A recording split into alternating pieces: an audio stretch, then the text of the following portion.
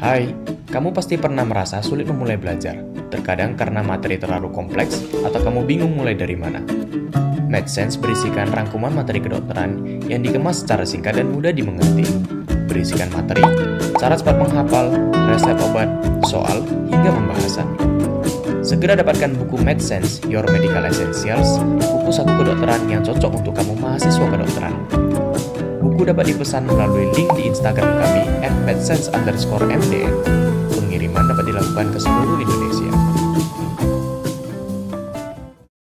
Pemeriksaan visus akan kita lakukan dengan dan tanpa kacamata. Dengan kacamata itu dengan tujuan kita sudah melakukan koreksi pada pasien. Kita lakukan pemeriksaan visus secara monokular. Tidak boleh melakukan pemeriksaan visus secara binokular kecuali pada kasus presbiopi. Orang-orang tua di atas 40 tahun untuk melihat kartu Jaeger itu akan kita lihat pemeriksaan visusnya secara binokular, dua mata. Tapi kalau untuk misalnya visus standar kita lakukan secara monokular. Nah, seperti ini biasa pasien akan kita dudukkan ya dengan kondisi yang cukup tenang dalam jarak 6 meter, lalu melihat ke arah Snellen chart-nya. Pasien akan kita suruh baca mulai dari yang paling atas sampai yang paling bawah ya. Apabila pasien misalnya membaca, dia yang kita toleransi kesalahannya adalah setengah dari Snellen chart-nya. Tapi kalau dia lebih dari setengah yang salah, maka visusnya adalah yang bagian atasnya. Contoh misalnya, pasien bisa membaca baris 20/50 ini. Nah, tapi dia tidak bisa membaca huruf E dan huruf D, sehingga dia hanya membaca huruf L dan huruf P. Nah, yang huruf bagian atasnya dia dapat membaca semuanya. Maka kalau setengah seperti ini, visusnya adalah 20/50. Ya. Misalnya pada mata kanan ya, misalnya mata kanan VOD, visus OD.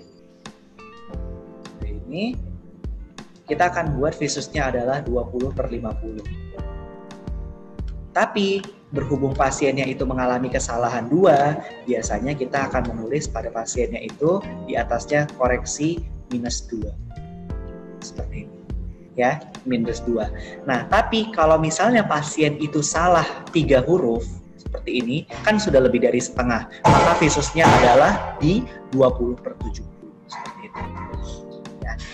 Begitu juga akan kita lakukan koreksi pada mata sebelahnya. Baru selanjutnya akan kita lakukan pinhole pada pasien. Nah, Snellen chart akan dibacakan apabila pasien itu usianya di atas 5 tahun. Ingat, Snellen chart ini hanya di atas 5 tahun.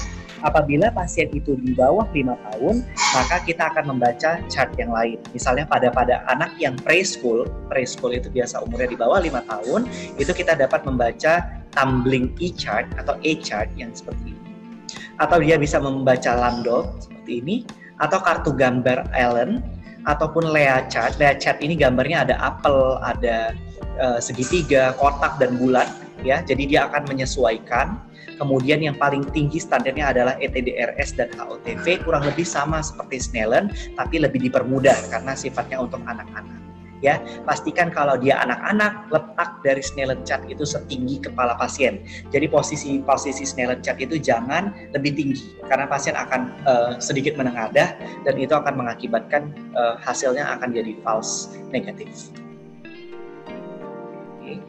Selanjutnya, setelah anamnesis tadi kita lakukan pemeriksaan visus, kita akan lakukan pemeriksaan satu persatu. Oh yes, jangan lupa misalnya pasien itu kita tidak memiliki fasilitas trial frame. Trial frame adalah kacamata coba yang biasa di optik. Pasien dapat melakukan penutupan mata dengan menggunakan telapak tangan. Ingat, dia menggunakan telapak tangan dan bukan menggunakan jari. Jadi apabila pasien menutup tangan dengan jari, kita pastikan koreksinya dia tertutup dengan telapak tangan secara sempurna. Dan kondisinya itu jangan menekan.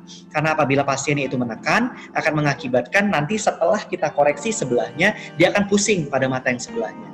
Malah nanti hasil mata yang tertekan tadi akan jadi salah, seperti itu. Kemudian, yang seperti saya bilang tadi, visusnya adalah baris terakhir yang dapat dilihat. Visus dianggap normal apabila pasien dapat mencapai tajam penglihatan 6/6 ataupun 6/8 dengan dan tanpa koreksi. Ya, jadi jangan nanti saya sendiri tanpa koreksi itu visus saya 6/20, tapi kalau misalnya menggunakan kacamata baru visus saya mencapai 6/6. Bukan berarti orang yang visusnya 6/20 itu tidak normal, tapi lihat dia setelah koreksi. Kalau setelah dikoreksi kacamata visusnya mencapai 6/6 sampai 6/8 berarti masih kita katakan dia normal. Nah, apa sih artinya 6/6? 6/8 misalnya. 6/8 adalah dia dapat melihat jarak 6 meter, sementara orang normal dapat melihat pada jarak 8 meter. Seperti itu. Misalnya 6/30, pasien hanya dapat membaca pada baris yang menunjukkan angka 30, ya, di mana baris 30 itu orang normal bisa melihat pada jarak 30 meter, sementara pasien hanya dapat melihat pada jarak 6 meter. Ya, seperti itu.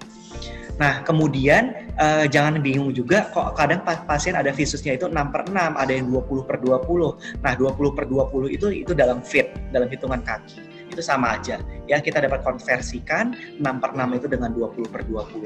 Atau kadang-kadang ada juga yang Snellen chart-nya itu visusnya adalah 5/5. 5/5 berarti jarak si Snellen chart itu 5 meter. Nah, selanjutnya setelah itu jangan lupa di pinhole. Nah, apabila pasien itu tidak dapat melihat baris terkecil, kita ulang, misalnya apabila pasien itu tidak dapat melihat baris terbesar, ini adalah baris 20/200 atau biasanya 6/60, ya, seperti ini 6/60, dia tidak dapat melihat, maka kita akan melakukan visus secara hitung jari. Visus hitung jari akan kita mulai dari jarak 5 meter. Maka pemeriksa akan berada pada depan Snellen chart sekitar 1 meter, kemudian kita menggunakan jari, ya, jarinya itu biasa kita menggunakan angka 2, angka 1, atau angka 5. Kita jarang menggunakan angka 3 atau angka 4 karena sifatnya bias. Ya, jadi kalian misalnya pasien tidak dapat melihat yang huruf teratas, kalian dapat menghitung jari. Biasa jari yang kita letakkan pada bagian depan dada kita, ya, atas tinggi dada, ya, seperti itu tanpa digerakkan. Misalnya ini berapa, kemudian ini berapa, bisa kita koreksi secara berulang. Apabila dia dapat melihat hitung jari pada jarak 5/60, maka visus pasien adalah 5/60. Apabila tidak bisa, maka kita akan maju 1 meter lagi.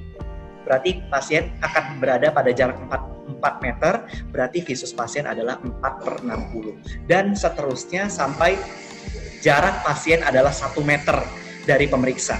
Kalau 1 meter dari pemeriksa, maka visusnya adalah 1/60.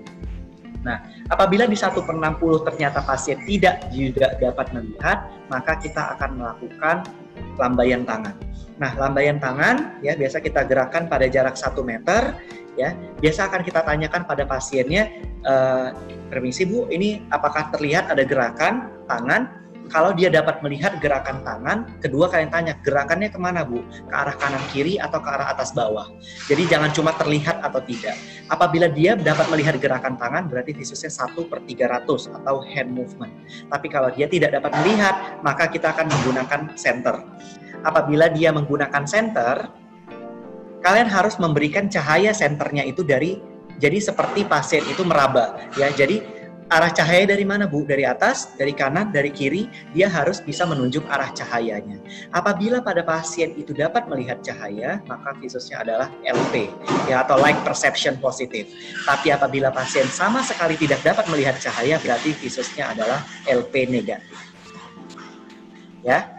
Nah, kapan kita pinhole? Apakah visus hitung jari perlu kita pinhole?